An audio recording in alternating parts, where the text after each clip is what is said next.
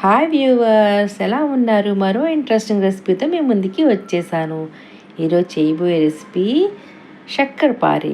ఇది ఒక north Indians sweet dish అండి. వాళ్ళు ఈ స్వీట్ డిష్ని దివాళీలోని బాగా ఎక్కువగా చేసుకొని తింటారండి.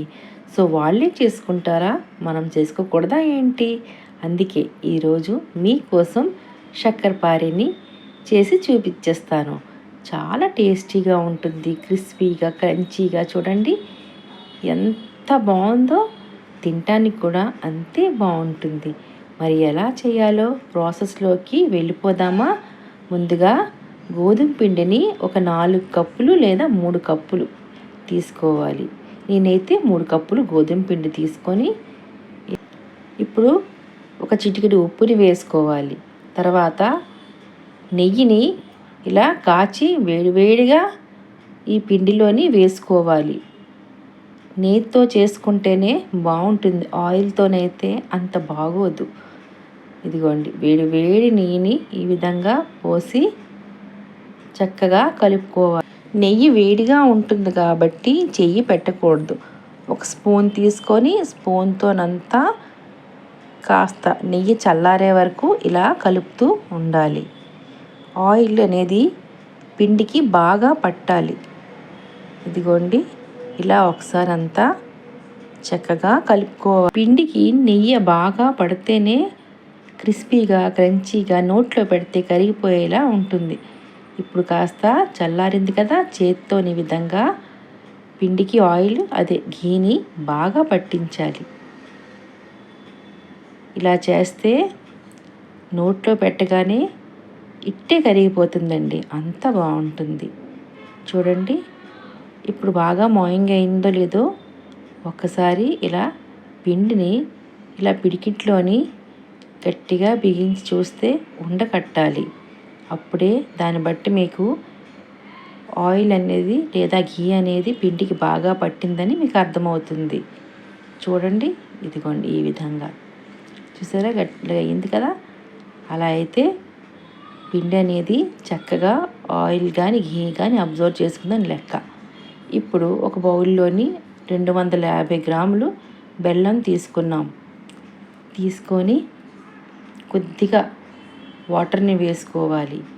వేసుకొని మీడియం ఫ్లేమ్లోని బెల్లం కరిగించుకోవాలి. ఇదిగోండి, ఒక్క పొంగు వచ్చేసరికి స్టవ్ ఆఫ్ చేసేస్తే సరిపోతుంది.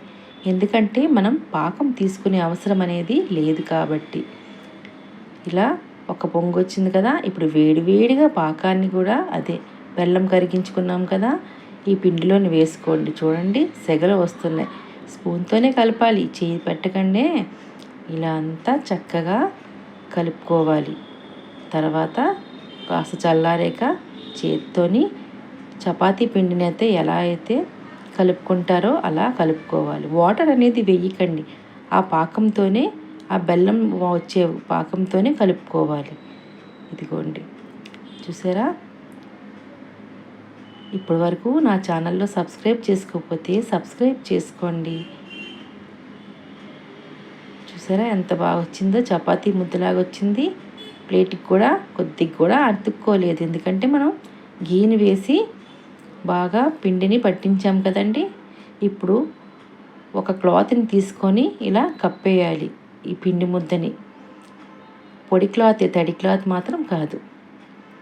ఇలా పెట్టి 10 నిమిషాలు పక్కన పెట్టుకోవాలి.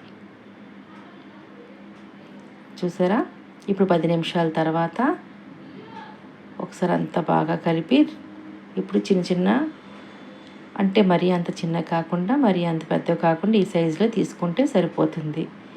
ఇలా పార్టీషన్లో చేసుకొని చూస్తున్నారా, ఇలా చేసుకొని వీటినే ఇప్పుడు చపాతీ ఎలాగైతే రొట్టెల కర్రతోని స్ప్రెడ్ చేసుకుంటామో అదేవిధంగా ఇలా ముద్దని స్ప్రెడ్ చేసి ఇలా ఈవెన్గా స్ప్రెడ్ చేసుకోవాలి. అంత పల్చగా కాదు, అంత మందంగా కాదు. ఒకసారి మీకు చూపిస్తాను, మీకు అర్థమవుతుంది. చూడండి, ఇదిగోండి ఈ మాత్రం ఉండాలి. తర్వాత నైఫ్తో ఇలా కట్ చేసుకోవాలి. ఇదిగోండి, చూసారా, ఇలా ఉండాలి. ఇలా ఉంటేనే బాగా ఫ్రై అవుతాయి. అంత మందం కాదు, అంత పలుచగా కాదు. తర్వాత ఒక ప్లేట్లో అన్నీ తీసుకోవాలి. ఇప్పుడు గ్యాస్ ఆన్ చేసి కడాయి పెట్టుకొని డీప్ ఫ్రై కోసం ఆయిల్ని హీట్ చేసుకునేక ఆయిల్ బాగా హీట్ అయ్యాక సిమ్లో పెట్టేసి అప్పుడు ఇవన్నీ చక్కెరపారని అందులో వేసుకోవాలి. వేసిన వెంటనే కలపకండి, విరిగిపోతాయి. కాస్త వేగనివ్వండి. చూడండి ఎంత చక్కగా వేగాయో. అలా రెండు వైపులా టర్న్ చేస్తూ ఫ్రై చేసుకోవాలి. చూడండి ఎంత బాగా వచ్చిందో. చక్కెరపారే రెడీ అయిపోయిందండి. చూసారా ఎంత క్రిస్పీగా క్రంచీగా ఉన్నదో. గళ్ళు గళ్ళు మన సౌండ్ వస్తుంది. ఎంత బాగుంది. అలా అని గట్టిగా ఉందని అనుకోకండి.